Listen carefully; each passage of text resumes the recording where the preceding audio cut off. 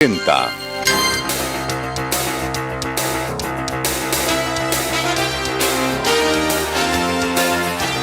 Por Siempre Sucre.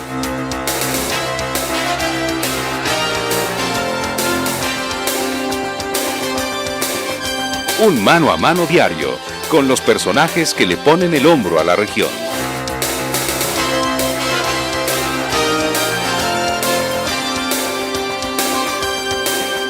Por Siempre Sucre, con el sello inconfundible de Radio Global.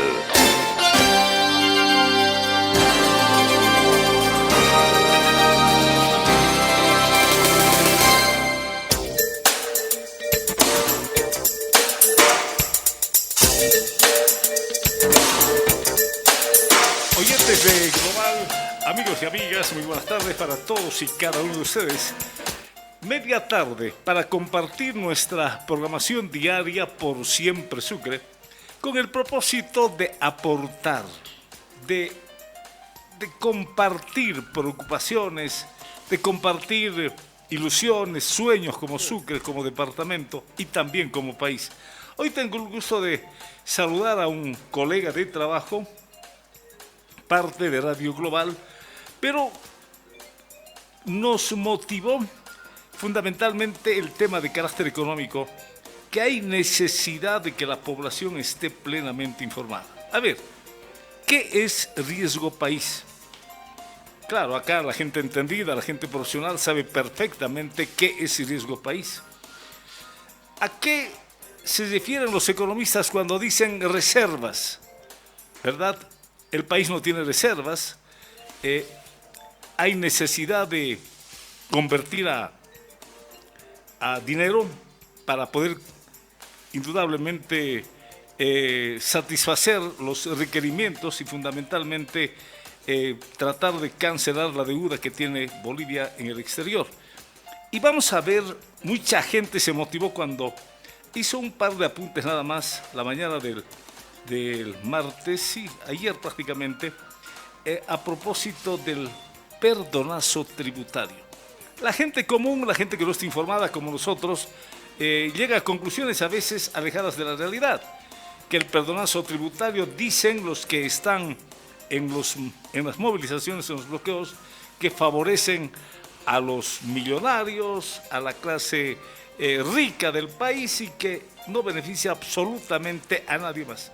Sobre estos temas, la realidad económica del país va a aportar con su conocimiento, con autoridad además, porque él es docente de la universidad en las materias que indudablemente están vinculadas a los temas que estamos comentando.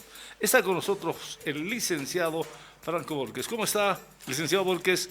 Querido Franco, estimado Franco, sí, muy buenas tardes, bienvenido.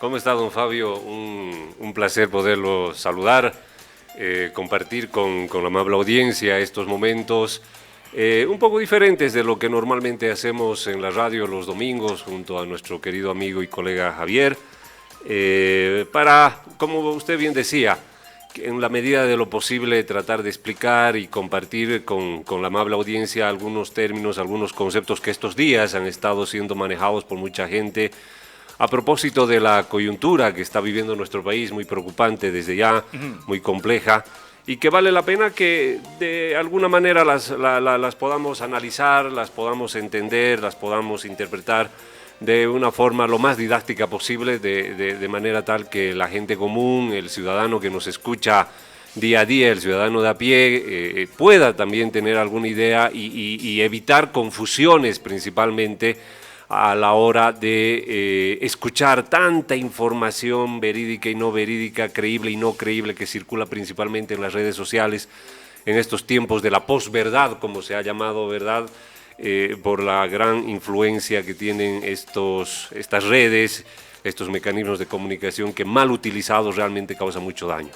Bien, a criterio suyo, querido Franco, ¿cómo ve la realidad económica del país? ¿Cuál es la evaluación que usted realiza de la coyuntura económica de Bolivia? Bien, don Fabio, antes que nada le voy a permitir, me dé 30 segunditos para felicitar a mi facultad. Hoy está bien de aniversario la Facultad de Contaduría Pública y Ciencias Financieras, de la cual muy honradamente formo parte del plantel docente, 85 años de nuestra facultad, se celebran hoy día, 27 de mayo, fue fundada un 27 de mayo de 1941, imagínense allá, ya 85 años como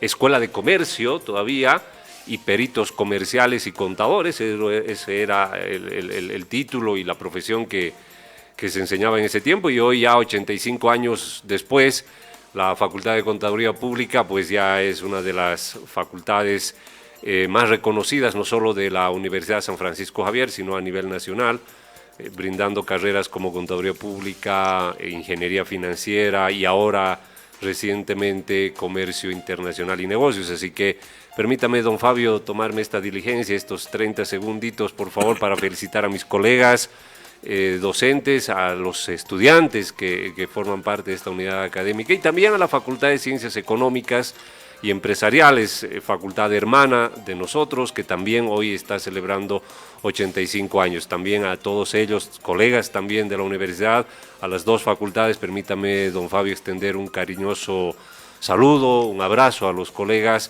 e instarles a que sigamos trabajando con esa misma dedicación y empeño, formando profesionales de las áreas económicas y financieras. Y a través suyo, como Radio Global y personalmente, una palabra también de reconocimiento por Así la es. labor que cumplen ambas instituciones tan arraigadas, tan metidas, Así es. fundamentalmente. Y han en dado nuestra- tantos profesionales de tanto Claro. renombre a nivel nacional, internacional, inclusive que bueno, nos pasaríamos Claro. más de una hora simplemente mencionando y recapitulando aquello. Así que muchas gracias por este espacio, don Fabi. Mil felicidades a las dos facultades, a mis colegas de ambas unidades académicas. Un abrazo y un cariñoso saludo. Felicidades, ¿ah? Que Sí, sea sí. un día de Así fiesta, uno, y también de compromiso de reflexión. Así es, sí, permanente, don Fabio, porque la universidad en estos momentos tiene que ser el faro, tiene que ser la luz que oriente en medio de tanta desorientación, tiene que ser la guía que ilumine en medio de tanta oscuridad que se está sembrando lastimosamente en nuestro país y en el mundo entero. Oiga, y qué bien que toque este punto. Así es. Utilizamos mucho la frase que acaba de usted de vertir.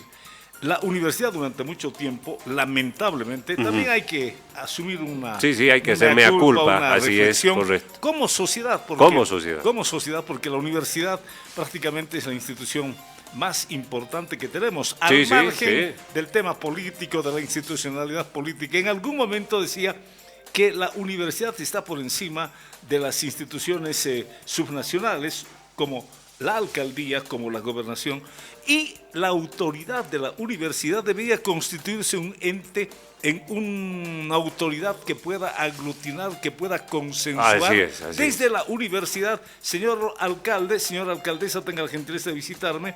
Señor gobernador, nos reuniremos. Debería tomar relativa hegemonía, ¿no es cierto? Así es. Respetando las jerarquías de las instituciones que acabo de mencionar.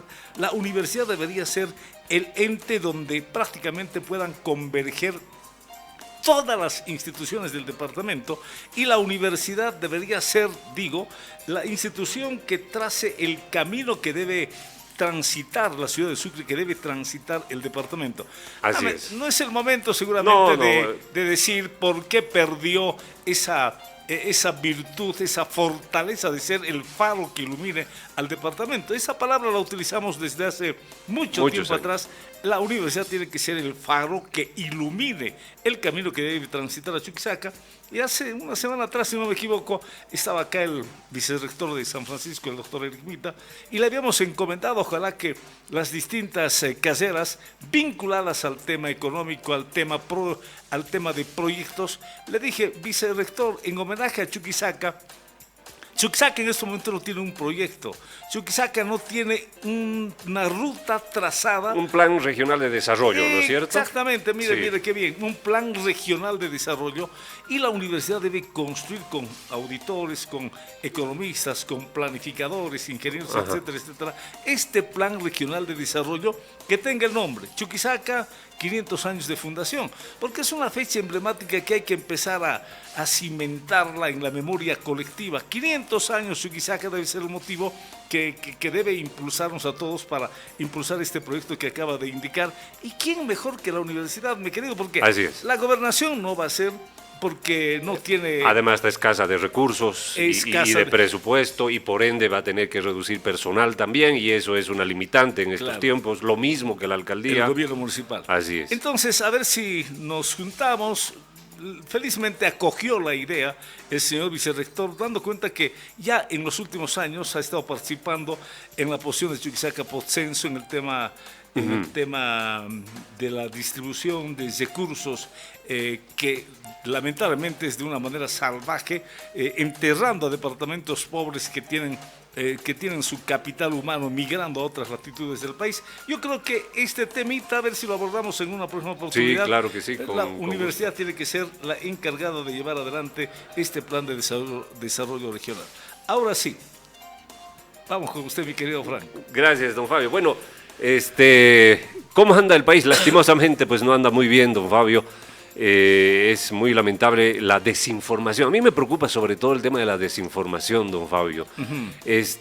Yo no soy mucho de las redes sociales, sí, bueno, sí soy de redes sociales, pero yo tengo, yo trato de engañarle al algoritmo, ¿me entiendes? Y yo trato de seguir determinadas páginas, determinados presentadores o programas, y me sale solamente información de aquello, es decir, no voy más allá ni entro a que el algoritmo sea el que determine qué es lo que voy a ver o qué es lo que voy a consumir en el celular. Entonces trato un poco de ese lado. Pero cuando veo los celulares que me muestran a veces, bueno, y aprovecho también de saludar a mi mamá en este 27 de mayo, cuando veo, por ejemplo, el celular de mi mamá, de mis padres, de mi esposa, y veo la cantidad de mensajes que llegan, que de una página, que de otra página, la verdad que es lamentable y es muy preocupante además, porque se empiezan a distorsionar conceptos que deberían quedar por lo menos mínimamente claros en el subconsciente y en el consciente colectivo,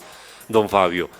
Por ejemplo, decían, hablando de la ley de alivio tributario, de la que usted mencionaba hace un instante, que esta ley estaba creando ya un impuesto del 5% y que todos íbamos a tener, cuando eso no es verdad. Yo me he dado la molestia de leer la ley, que además fue promulgada hoy, recién ya fue promulgada, por fin, por el presidente. La promulgó, ya la promulgó. El perdonazo ya es ley, ya la promulgó por fin, demoró unos días el presidente Rodrigo Paz, pero ya la promulgó.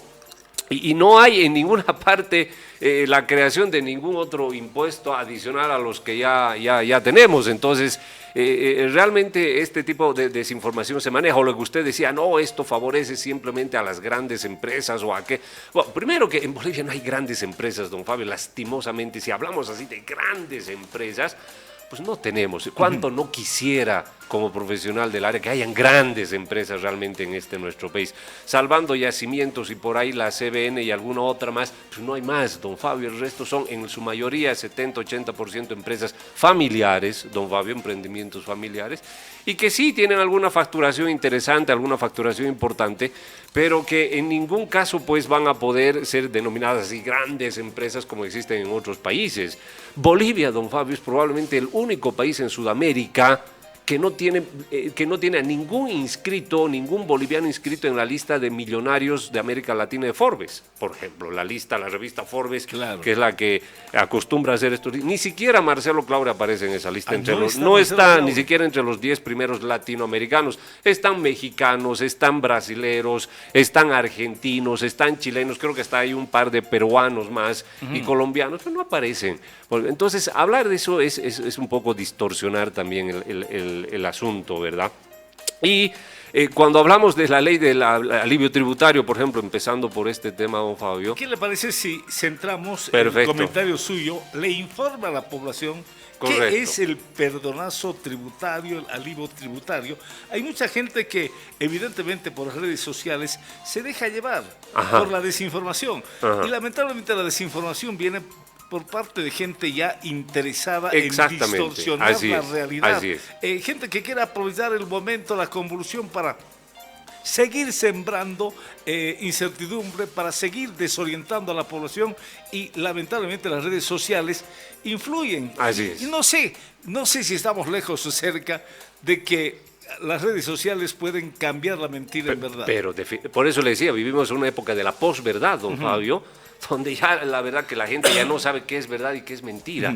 Y ahí los medios tradicionales, don Fabio, como radio, radioemisoras como Global o otras, o los medios escritos, por ejemplo, tradicionales, son los que tienen que jugar un rol realmente fundamental, porque tienen un activo que es clave, don Fabio, es la credibilidad. Algo que las redes sociales No o tiene. un amigo que de pronto se agarró un celular y empezó a filmar o a grabarse cualquier cosa, pues no tiene credibilidad. Y la gente tiene que entender eso, que la credibilidad es el activo más importante en estos tiempos de la posverdad en los que vivimos, y son los medios de comunicación, don Fabio, los que tienen que atesorar ese activo, pero pues de la forma más sagrada, incluso, si me permite el término, ¿no? Ahora háblenos del alivio, Alivio tributario. tributario. Antes, hay una palabrita que se lo utilizó mucho. Claro, va atado también, el tema va atado a lo que significó la ley ya promulgada hoy, el famoso tesorísimo tributario. Bueno, sí, don Fabio, esto viene, a ver, en la lógica esa, ¿verdad? En la lógica de que esto favorece a las grandes empresas, que aquí, que allá, pues el régimen que tuvimos los últimos 19 años, no hay que decir 20, porque en realidad no fueron 20, digamos, los últimos 19 años, fue un régimen que alimentaba esto, ¿verdad? Que las grandes empresas, que el empresario, que son los malos de la película, son los grandes explotadores, los que se llevan el dinero, que aquí, que allá. Y en ese entorno, don Fabio, este régimen empezó a utilizar a instituciones tan importantes como el Servicio de Impuestos Nacionales como entes coercitivos, más allá de que promuevan la recaudación, que todos tenemos que aportar, tenemos la obligación de aportar, pero más allá de promover una sana aportación, una sana educación fiscal tributaria, lo que hacían estas instituciones, y me refiero al Servicio de Impuestos Nacionales, era actuar como agentes coercitivos. Es decir, se ponían metas y como sea tenían que ir. Usted no era extraño ver en pequeños negocios, en microempresas, en pequeñas empresas, sentados a 2, 3 funcionarios de impuestos ahí parados todo el día viendo si está emitiendo factura, no está emitiendo factura, qué está haciendo, qué no está haciendo. Cuando existen tantos otros negocios que no emiten ninguna factura, que no contribuyen nada, y pues nadie les decía nada. Entonces, la verdad que ese sistema se convirtió en un brazo coercitivo del gobierno nacional, y producto de aquello, don Fabio, empezaron a calcularse un montón de infracciones tributarias, adeudos tributarios y una serie de combinaciones, etcétera, a micros, pequeñas empresas e incluso a aportantes, a personas individuales. Producto de todo esto, ya hace mucho tiempo se planteó la iniciativa desde varios sectores, desde la Federación de Empresarios Privados, las cámaras de comercio, las asociaciones de microempresarios y muchos otros más, que esto tenía que terminar. Y cuando se cambia el gobierno, don Fabio, y accede Rodrigo Paz, pues uno siente un alivio y dice, bueno, a ver, por fin ahora podemos nosotros técnicamente sentarnos y ver qué es lo que hacemos con esta situación. Y a partir de eso se considera esta ley, que fue tratada tanto en Senado, se hizo alguna modificación en diputados, creo a un par de artículos nada más, y finalmente se aprobó. ¿Esta ley en qué consiste? Es una ley básicamente que condona, don Fabio, que condona tributos, de todos los tributos que no se hayan pagado hasta el 31 de diciembre del 2017, es decir, del 2017 para atrás. ¿De acuerdo? No condona tributos que se hayan generado a partir del 2018. No. Solamente son tributos que no se hayan pagado, que no se hayan cumplido hasta el 31 de diciembre del 2017. Entonces, ese es un punto. El segundo punto, ¿cuál es el importe? Importes iguales o menores a 10 millones de bolivianos. Es decir, si su empresa, don Fabio, vamos a suponer que Radio Global, que no creo, tenía una obligación tributaria de 10.500.000, pues ya no se beneficia de este alivio tributario. Ya no se beneficia, usted tiene que seguir nomás con el curso normal, con todo lo que estaba, llegar al coactivo, etcétera, en fin, o hacer un plan de pagos, etcétera, etcétera. A ver, no se beneficia. Si un emprendimiento debe 10.500.000, tiene que pagar. Ya no entra, no es beneficiario de esta ley. ¿No se beneficia con los 10 millones y los 500.000 tienen que seguir pagando? No. Es el importe consolidado, adeudado, tiene que ser igual o menor a Allá. 10 millones de A bolivianos. 10 millones. Si 10 es millones. menos de 10 millones, Entra. no paga absolutamente nada. Está condonado, bueno, habrá que reglamentarla. Me imagino que La van a salir algunos decretos reglamentarios para determinar exactamente el procedimiento, pero se puede acoger a los beneficios de esta ley. Si la deuda es 10 millones 100 mil bolivianos. No, ya no. Ya no paga. Ya no paga. Esa es Entonces, buena ese es información. ese es un detalle, por eso es que cualquiera que esté con deudas acumuladas a diciembre del 2017 iguales o menores a 10 millones, pues sí pueden beneficiarse con esta ley de alivio tributario. Entonces, esa es una primera medida, Ya. don Fabio, que yo la considero muy, muy importante.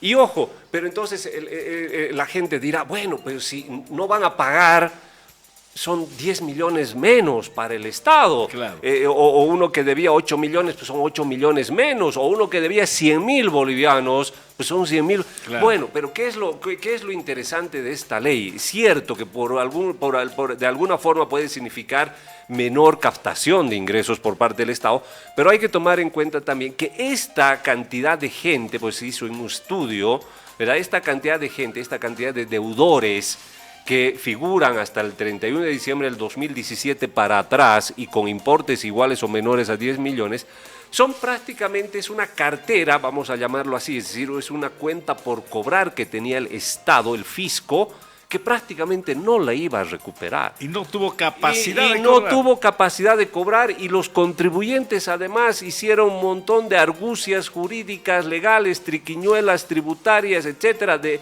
una y otra forma que fueron arrastrando.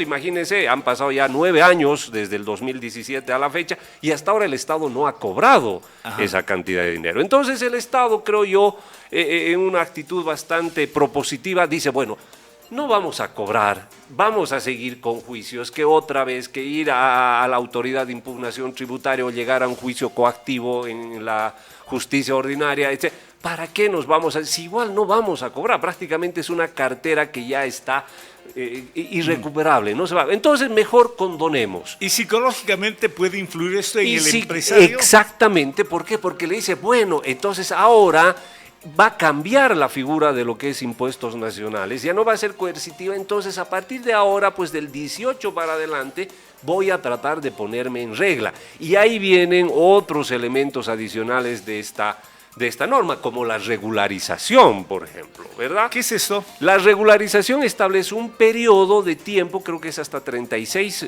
meses, es decir, casi 3 años, para que usted pueda ponerse al día en todas las obligaciones que tiene pendientes después del A partir del 2017. 18. A partir Ya. del 18. Regularización. Entonces, regularización. Y ese es el segundo elemento que es el segundo elemento que forma parte de esta ley. Ahora, cuando hablamos de esta condonación, don Fabio, no solamente nos estamos refiriendo a la deuda como tal, sino también a todo lo que son intereses, multas, actualizaciones y todo lo demás.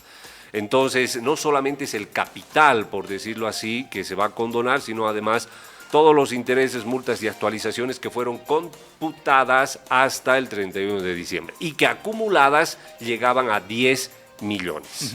Acumuladas llegaban a 10 millones. Y lo que se modificó, ese era el texto original, don Fabio, de esta normativa.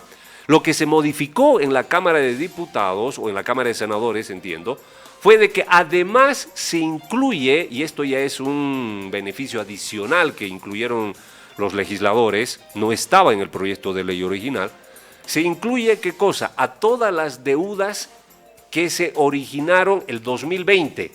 ¿Por qué el 2020? Porque fue el año del COVID. Ya. Del COVID-19, ¿no es cierto? Entonces ese año un montón de gente dejó de pagar dejó de pagar impuestos, se hizo pisar con los plazos, incurrió en multas, incurrió en intereses y una serie de situaciones. Entonces el legislador, creo yo, en un ánimo de amplitud, de tolerancia, dijo, bueno, no solamente que sean los que deben hasta el 31 de diciembre del 17, sino también aquellos que incurrieron en multas, en deudas y obligaciones el año 2020. Solamente el año 2020. Entonces incluyen también todas aquellas deudas, fiscalizaciones que se hayan originado en la gestión 2020, también se benefician de esta condonación por única vez. Por única vez, 2020. Así Multas, intereses. Así es.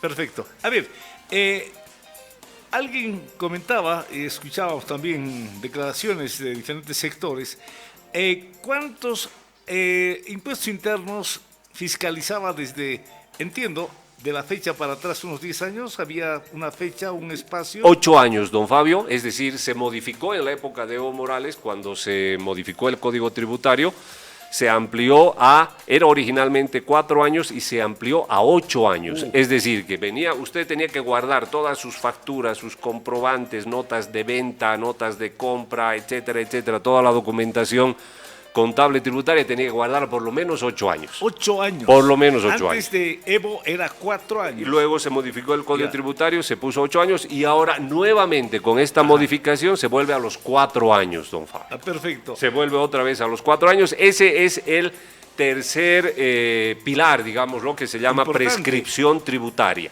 Es decir, todas las obligaciones, las deudas prescriben 4 años después.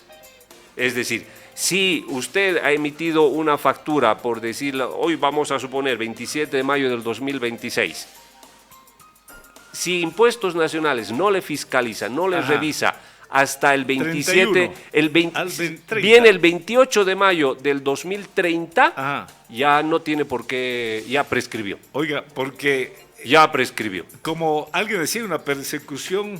Correcto. Hay una persecución. Así es. Hay tesorismo tributario. Porque ¿qué es lo que hacía la administración tributaria, don Fabio? Venía, le daba un documentito, vamos a iniciar la fiscalización, tal fecha, le lo notificaba, hacía un pequeño actuado y con eso se extendía 2 años más. Y decía, no, ya hemos empezado, entonces no es que ya no prescribe, porque le hemos dejado ya una nota de verificación, le hemos dejado una nota de fiscalización, etcétera, y se guardaban eso 1 o 2 años más. Entonces, de 8 a veces terminaban siendo hasta 10 años. Lamentablemente este tema se politizó. Así es. Se politizó. Quien quiera negar esta situación, así es. Yo creo que no habla con propiedad. Así se es. politizó la persecución tributaria. 8 años. Así es. Ahora de 8 años vuelve a 4 años. Como habitualmente era, ¿no? Así Ahora, es. La prescripción tributaria, es decir, repito, usted emite una factura hoy, 27 de mayo de 2030, Impuestos Nacionales quiere fiscalizar el 30 de mayo del 2030, ya no puede porque ya prescribió. Ahora las UFBs, tesor de los emprendedores. Y es terror, sí. Están convirtiendo a UFBs, lo que costaba tanto, ahora va a costar tanto. ¿Qué era la UFB?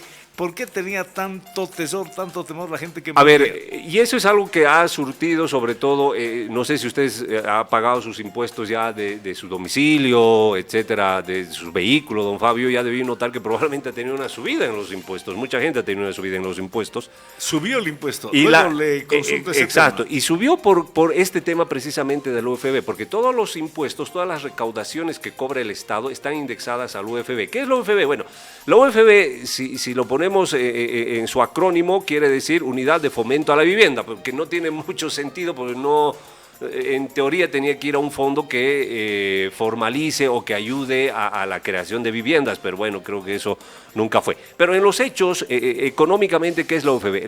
Es una unidad de cuenta, don Fabio, que sirve para mantener el valor de los bolivianos frente a la inflación. Así es. ¿Cómo se calcula? Pues se calcula en base al IPC, al índice de precios al consumidor. Los señores del INE van, preguntan cuánto están los precios de la canasta familiar, hacen sus cómputos, sus cálculos y determinan si estos precios aumentaron o disminuyeron en los últimos 20 o 30 días. Y después de que hacen esos cálculos dicen, bueno, si subió, entonces aumenta la unidad de fomento a la vivienda. Disminuyó, disminuye la unidad de fomento a la vivienda.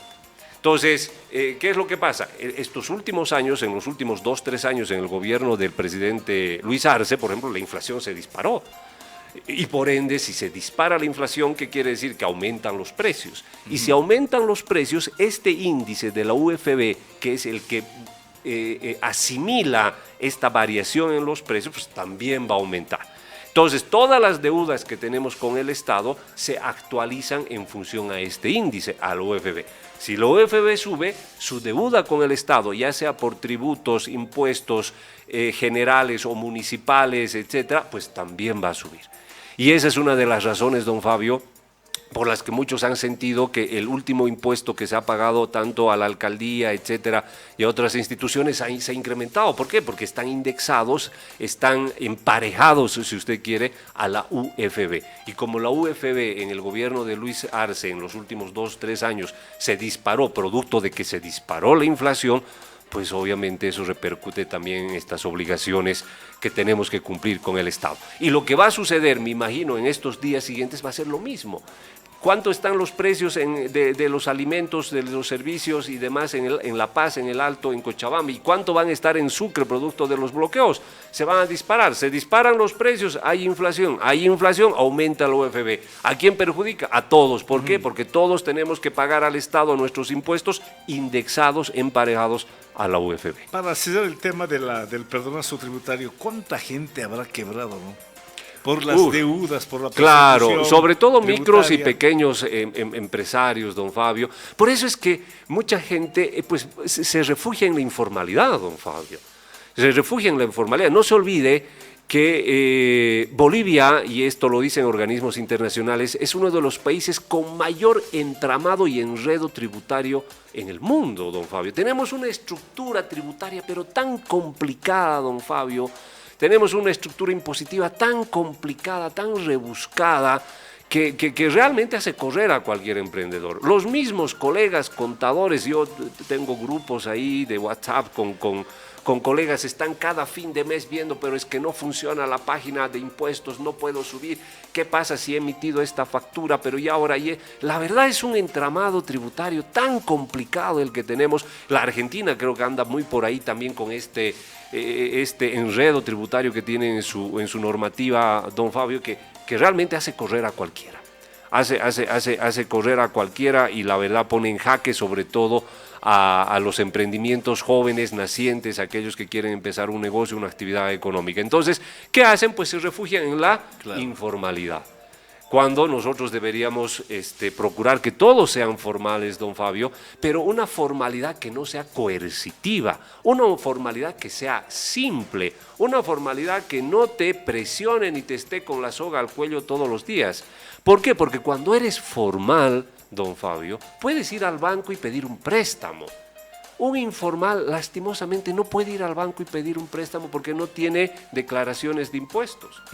No puede, por lo tanto, no puede acceder a un crédito de capital de trabajo, por ejemplo. No puede acceder a un crédito para comprar una máquina nueva, una cocina nueva. No puede. Entonces, si todos fuéramos formales, don Fabio, sería mucho más fácil, pero tiene que ser una formalidad que esté enmarcada en un sistema tributario simple y nada coercitivo como el que tenemos hoy. Mucha gente dice, no, cuando alguien de impuestos llega a mi negocio, tiemblo. Sí, claro. Porque sé que está viniéndose por detrás una soberana multa. Exactamente, ¿no? así es. Lamentablemente ese es el pensamiento, el criterio de la gente que emprende. Así Pequeño, es, mediano, grande, etcétera, etcétera. Así es. En la dinámica que usted plantea, estamos hablando del perdonazo tributario, el alivio tributario. Bolivia, ¿cuál es el porcentaje de la gente que tributa? Unos dicen el 15%. Debe ser el 15%, claro. Si la informalidad está entre el 80 y el 15%, don Fabio, pues, entre el 80 y el 85%, la gente formal está entre el 20 y el 15% restante, ¿no es cierto? Entonces, más o menos ese debe ser el panorama. Y hay un estudio muy interesante, no hace mucho hicimos una conferencia con Hugo Siles, un destacado economista chuquisaqueño que radica en La Paz, y él hacía una presentación a los estudiantes y decía, lastimosamente, más del 60% de la recaudación tributaria de este país se concentra en 4 empresas. 60%. Claro, imagínese, don Fabio, esas son las distorsiones que tiene nuestro sistema.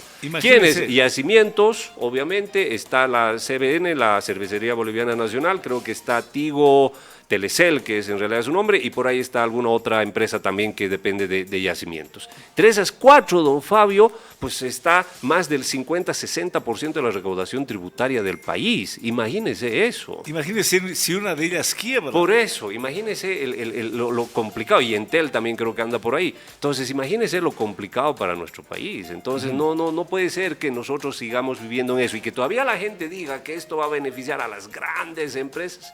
Pues eso es distorsionar. El 15% de la población tributa. ¿Qué Así debe es. hacer un Estado consciente, reflexivo y responsable? A ver, esta ley, don Fabio, esta ley yo creo que es un inicio para un poco tranquilizar las aguas, como quien dice, para un poco normalizar el comportamiento de algunos acreedores, para que la mayoría se vaya poniendo en regla y limpiar estas deudas que vienen de hace más de 10 años atrás y que no se van a poder cobrar en su mayoría. Entonces limpiamos un poco y tranquilizamos las aguas. Pero ya nomás tendría que trabajarse en un nuevo código tributario y en una nueva ley 843. La ley 843, don Fabio, que es la que crea el sistema impositivo que tenemos hoy en día vigente, donde está el IVA, el ITI, todos los impuestos, data de la época del presidente del 86 en realidad. Imagínense, estamos hablando ya de 40 años que tiene esta ley. Pues no puede ser, ya tenemos que modificar, ya tenemos que ir cambiando esta normativa, tenemos que cambiar el código tributario y hay que hacer ya profundas reformas. Eso tomará tiempo, sin duda alguna, ojalá lo pueda hacer este gobierno, sería muy interesante que lo haga, pero si no, por lo menos tendría que echar ya las bases, los cimientos para en el siguiente periodo de gobierno ya entrar directamente con un cambio completo, una reforma tributaria completa. ¿Sería demasiado pedir universalizar el tributo en el país? Es que universalizar el tributo, Fabio, yo creo que no es el momento. Por varias razones. Uno, por la informalidad que tenemos y dos, por la falta de educación que tenemos en nuestro país en materia contable, en materia tributaria, en materia de finanzas personales. Estamos muy atrasados en estos temas, don Fabio. La gente que trabaja en el sector informal es probablemente la gente menos educada, menos formada, menos capacitada, y esa es otra gran deficiencia que tiene nuestro sistema tributario para lograr una formalidad plena. No tenemos suficientes planes y programas de capacitación a todos los sectores de micro, empresarios, cuentapropistas, cuentavientes, etcétera, de manera que entiendan cómo se maneja su negocio, cómo ganan plata y cómo deberían aportar al Estado, porque estamos acostumbrados, don Fabio, yo veo en las marchas montón de gente que baja del Alto, de La Paz y demás y piden el Estado no nos da esto, y yo me pregunto, ¿y qué le damos al Estado? ¿Qué le damos al Estado nosotros? ¿Pagamos un peso siquiera de impuestos? No, son 4 o 5 empresas las que pagan la mayoría de los impuestos de este país. Y nosotros nos arrojamos el derecho de salir por las calles y pedir que queremos carreteras, que queremos escuelas, que queremos bien. Y está bien, estamos en nuestro derecho. Pero ¿y nosotros qué aportamos al Estado? ¿Pagamos impuestos, don Fabio? Ese es el tema. Obviamente uno quiere pagar siempre lo menos posible. Claro. De acuerdo. Pero por lo menos paguemos lo menos posible dentro de un marco tributario que sea no coercitivo y sea un marco tributario benévolo que induzca al contribuyente a aportar, no que coercione al contribuyente a aportar. Claro. Y provoque que salga corriendo a la escapada a ocultarse en la informalidad. Bueno, uno va al comercio, dice, quiero esa pantallita de televisión, así ¿cuánto es. Cuesta? 4.000 bolivianos, ¿con factura? No, incremente 16%. Claro, correcto.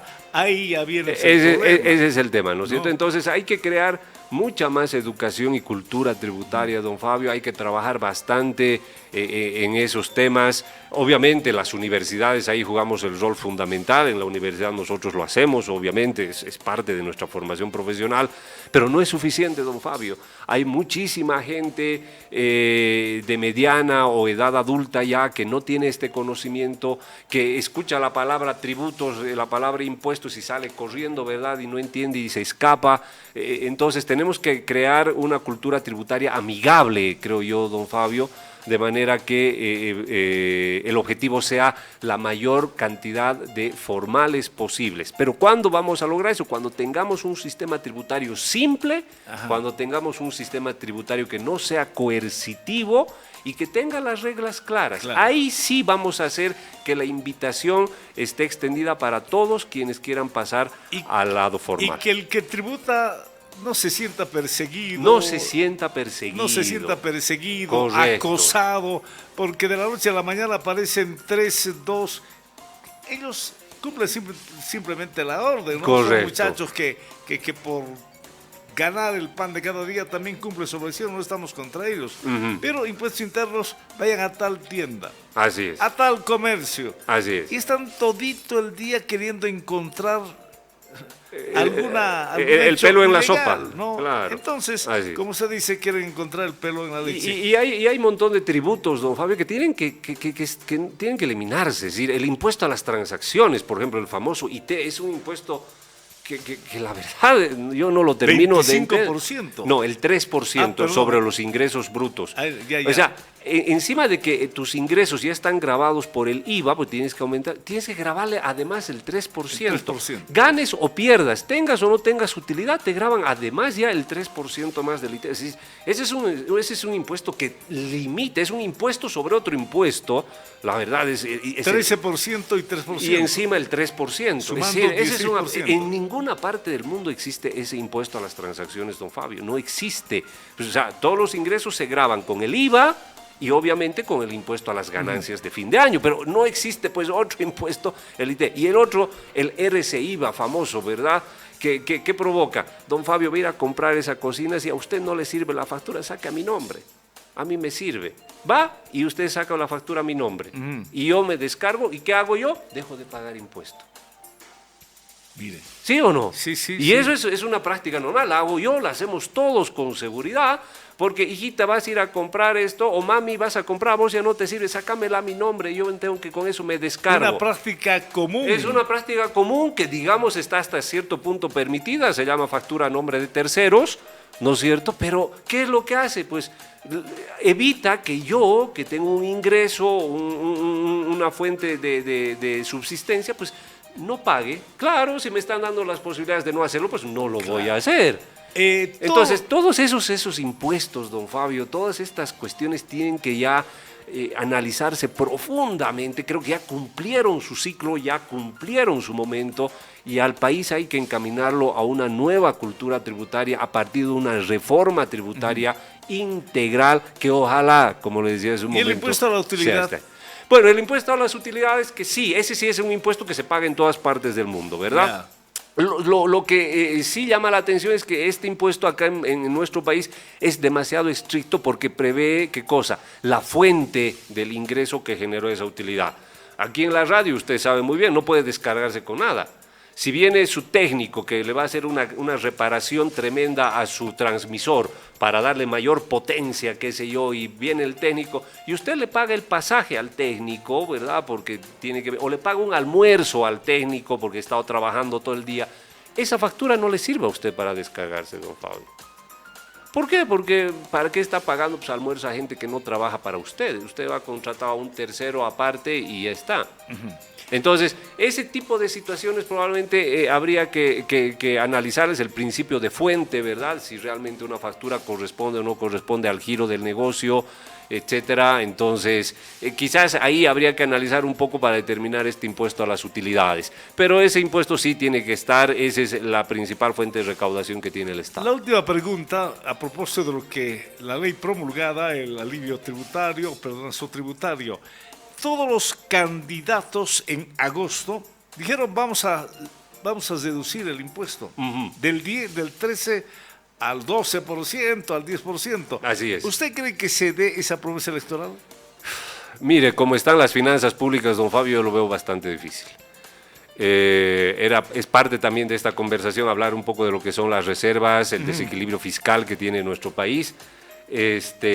Ojalá se diera, muchos incluso planteaban, como Jaime Dum, por ejemplo, planteaba y lo hacía de frente, eliminar el famoso ITED, que desaparezca, porque es un impuesto que no tiene mayor sentido, y disminuir el IVA de un 13 a un 12, un 11%, incluso algunos decían hasta un 10%. No sé si estos son momentos para hacerlo. Yo creo que sería una gran medida para promover aún más la actividad empresarial, la actividad económica, fomentar también de alguna forma la formalización, porque si bajan los impuestos uno dice, bueno, seré formal porque claro, voy a pagar ya no tanto, voy a pagar menos. Entonces es motiva, es un aliciente para alentar la formalidad tributaria empresarial, pero no sé si en estos momentos, don Fabio, se pueda lograr aquello. Ojalá le alcance el tiempo y la estrategia al presidente Rodrigo Paz para llevar adelante estas modificaciones. Hablemos de reservas. ¿Qué son las reservas? Explíquele a la gente, por favor. Las reservas, don Fabio, se vinieron a pique ya desde el 2016 en realidad. Desde el 2000, no seamos tan, desde el 2018-19 en realidad, poco antes de la pandemia, ya se empezaba a notar ciertas variaciones en las reservas y algunos economistas alertaban de esta situación.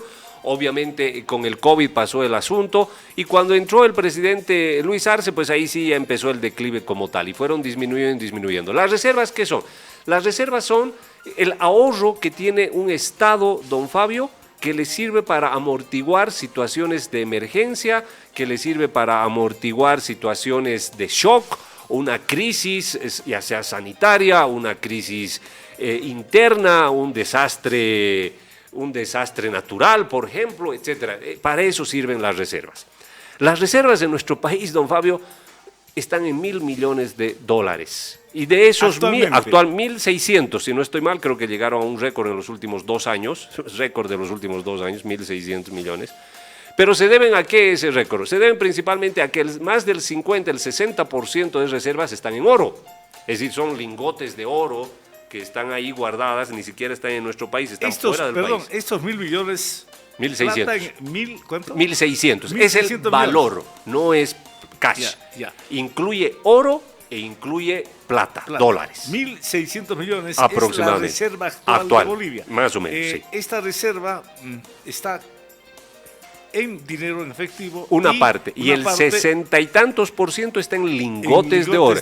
Y por eso es que subieron también estas reservas. ¿Por qué? Porque el oro a nivel mundial subió su cotización. Entonces, producto de la guerra en el Golfo, y Irán y todo lo demás, mucha gente empezó a comprar oro y el precio del oro subió a nivel internacional. Y esto hace pues que el valor de las reservas también aumenten. Y también aumentaron, ¿por qué, don Fabio? Porque hace un par de semanas, 3 atrás, si no estoy mal, 3 semanas atrás, el Estado volvió al mercado de valores, es decir, volvió y se prestó plata en los mercados internacionales, en los mercados financieros internacionales. Se prestó $1.000 millones el Estado. Y esos, hace 3 semanas, un mes exagerando, esos $1.000 millones vinieron ¿a qué? A reforzar las reservas. No es plata que va a venir el Estado a gastar, no. Es plata que está destinada a reforzar las reservas, el ahorro, a fortalecer el ahorro. Exacto. No es plata disponible como ocurrió lamentablemente en el gobierno de Evo, en el gobierno de Luis Arce. Exacto. Todos recurrían a las reservas. A la reserva y sacaban plata. Y llámese, por ejemplo, la fábrica de cemento de Potosí. Y tengo yo conocimiento de causa. Usted sabe, yo he trabajado en la industria. Esa fábrica de cemento, les prestaron los 200 y tantos millones de dólares que costó esa fábrica de cemento, le prestó el Banco Central. Le prestó el Banco Central de las reservas que tiene el Estado boliviano, les dio, señores, hagan esta fábrica. Y les cobraba el 0,5% de interés, don Fabio. 0,5% de interés, imagínense, a 10 años o a 15, no estoy seguro, y con 4 o 5 años de gracia a capital. Con 4 o 5 años de gracia más encima. Pero nosotros dijimos, pero ¿cómo es posible que la fábrica de cemento de Oruro y la de Potosí se beneficien de eso? Y Fancesa tenía que prestarse plata para poner también una misma fábrica pagando intereses normales, común y corriente. Cuando nosotros quisimos decir, bueno, ¿y por qué ellos se benefician y nosotros no? No, porque estas son empresas estratégicas del Estado.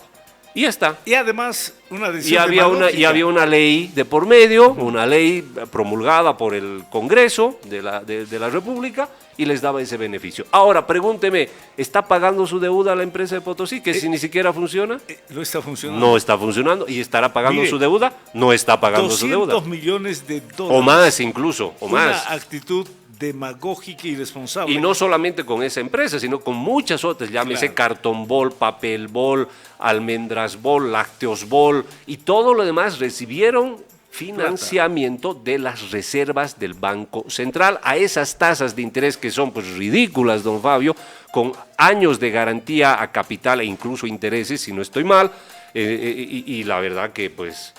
Claro, Pregúnteme, fábricas. y ahí se acabaron las reservas, pues. Qué pena de verdad, ¿no? Ahí se acabaron las... ¿Y sabe cuánto tiene? Hoy día leí en el Perú, don Fabio, y es una pena también lo que va a pasar en el Perú, y le digo porque el Perú tiene 100.000 millones de dólares de reserva. Ni cómo compararnos. Imagínese eso. Nosotros Récord de récord. 1.600 millones. Y ellos tienen 100.000. Con plata prestada. Así es.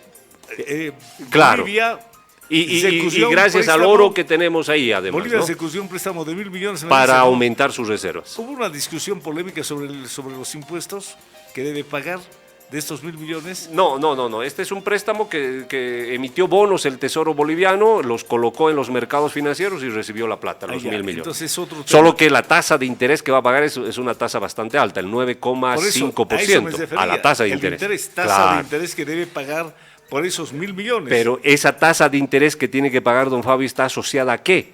Al riesgo país. Luego claro. hablamos del riesgo país. Y están ahí casados. Entonces le digo, el Perú tiene 100.000 millones, récord de récord. Nunca antes en su historia el Perú tuvo 100.000 millones de Imagínese. dólares de reservas. 100.000 millones. Sí, así es. Y sabe que ahora van a ir a un balotaje, ¿no es cierto?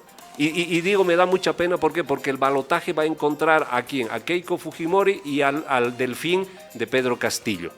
El señor que viene del sur del Perú, que viene de una región muy cercana a lo que es La Paz, Achacachi, en fin, toda esa zona, ¿verdad? Viene de esa zona, van a ir a segunda vuelta. ¿Y sabe qué empezaron a decir estos señores del Perú? ¡Ah! Hay que esos 100.000, ¿dónde están? ¿Qué vamos a hacer con esos 100.000? Hay que utilizar esos 100.000 millones, redistribuir esos 100.000.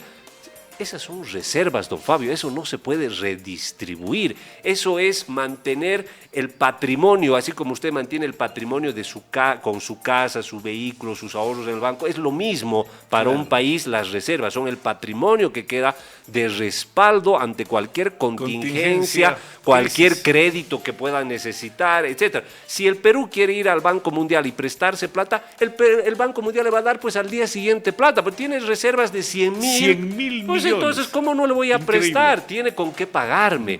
Pero si el Banco Mundial quiere prestarle a Bolivia... ¿Cómo se explica este fenómeno del Perú?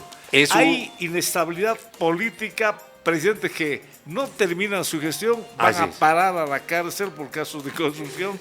¿Cómo puede explicarse Se este explica, fenómeno? se explica por la independencia, y ese es otro gran problema que ojalá don Rodrigo Paz lo solucione, las autoridades del Banco Central. El Banco Central en el Perú tiene un presidente, don Fabio, que está ya hace 20 años como presidente del Banco Central. Nadie Nadie ha lo ha movido. tocado. Nadie lo ha tocado.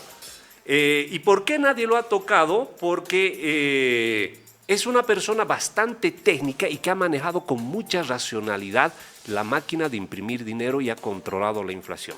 Sabe en qué momento va a sacar dinero, en qué momento va a dejar de imprimir dinero, cuándo va a meter dólares, controla el tipo de cambio se mantiene tan estable en el Perú alrededor de 3.50, 3.80 soles por dólar, no aumenta ni disminuye, los precios se mantienen así. Los precios se mantienen, no hay grandes picos de inflación, ni tampoco hay valles de disminución de la inflación, de deflación. Es una economía que se ha mantenido, pero realmente constante. La verdad que se ha ido manteniendo de una forma independiente. ¿Qué ha pasado en Bolivia? Hasta el día de hoy, durante los 20 años de gobierno del movimiento al socialismo y los 6 meses que va Rodrigo Paz, seguimos con autoridades interinas en el Banco Central, don Fabio. Las autoridades deberían ser nombradas por el Congreso por 2/3, previo convocatoria pública, examen de competencia, etcétera, ir al Congreso los mejores perfiles y ahí elegirse por 2/3 del... Hace 20 años que no tenemos autoridades titulares en el Banco Central. Entra un presidente, pone a los que quiere como... Los maneja. Los maneja. Entra otro presidente, los pone. Entró Rodrigo Paz, ha puesto a otros también. Entró Yanine, puso a otros también. Y nadie cumple la norma de designar autoridades titulares en el Banco Central por 2/3 del Congreso, previo examen de competencia, previa revisión de méritos y currículums y todo lo demás. ¿Qué pasa si no hay reservas en el Banco Central? ¿Cuál es el riesgo? Dejamos de ser sujeto de crédito, don Fabio. Así de simple. Dejamos de ser sujeto de crédito, nuestro riesgo se dispara, nadie le va a dar plata y ante una contingencia o alguna emergencia, una situación, ¿con qué trabajamos? ¿Con qué funcionamos? No tenemos. Para fortalecer las reservas, se me ha grabado, el país, el Estado,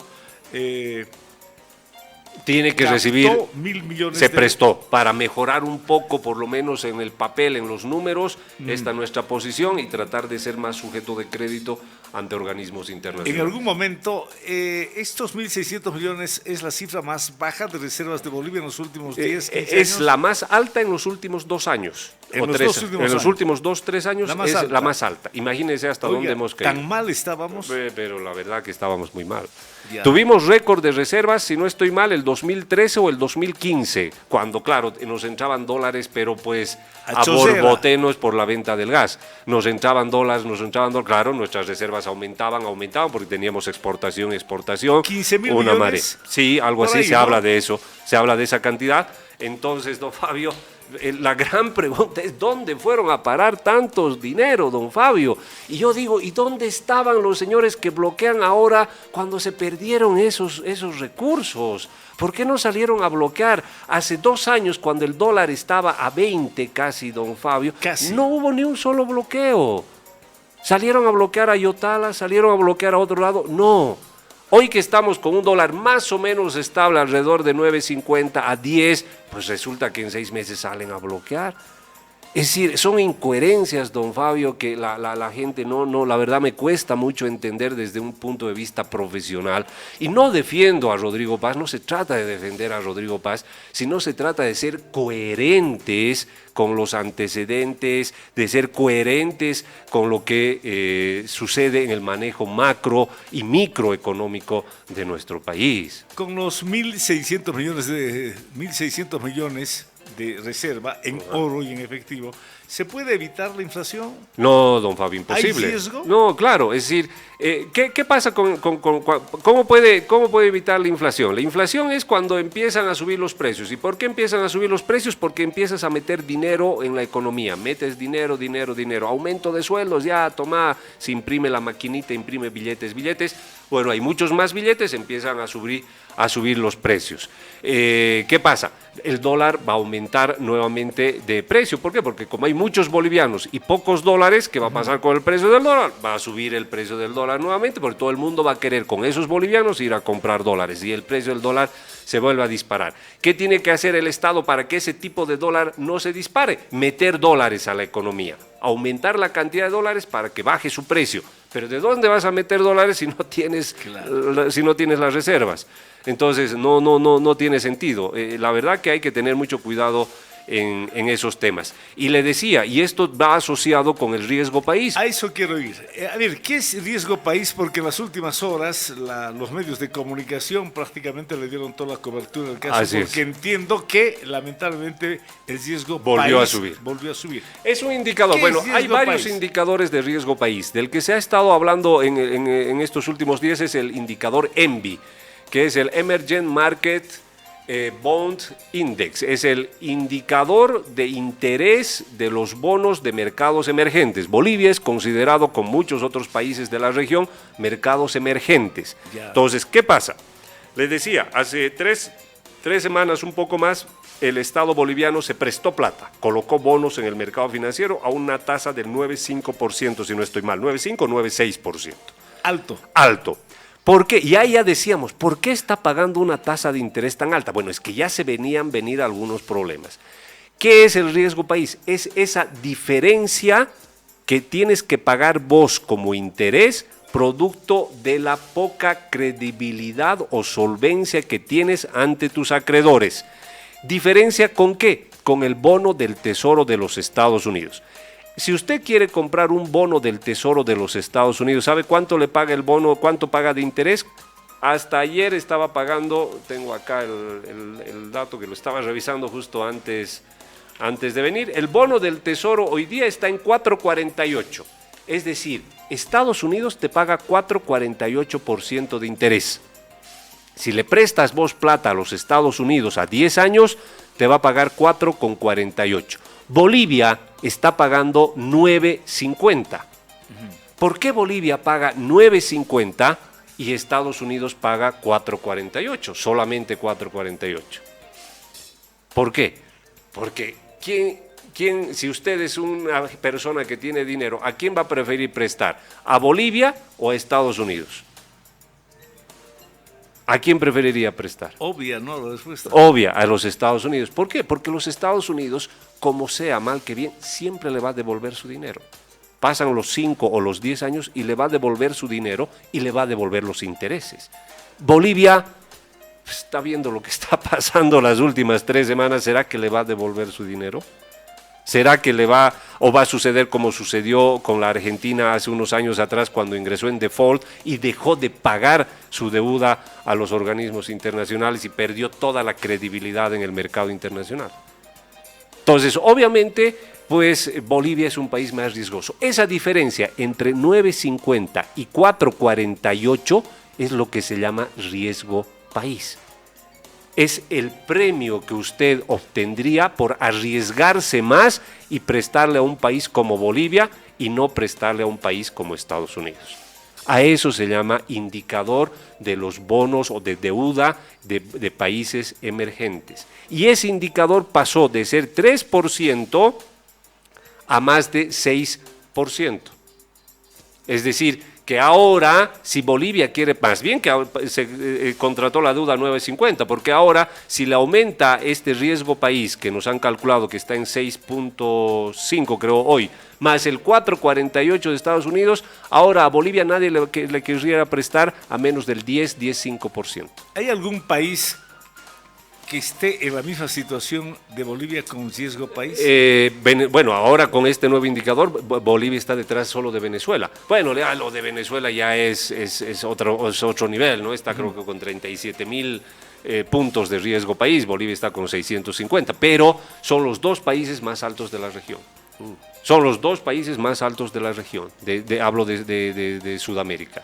Ya ni contar la Argentina ha bajado su riesgo país un montón. La Argentina está registrando récord en entrada de dólares, ya no saben qué hacer ahí los argentinos con la cantidad de dólares que están recibiendo ahora. Han batido récords en exportación de maní, han batido récords en exportación de maíz, por ejemplo.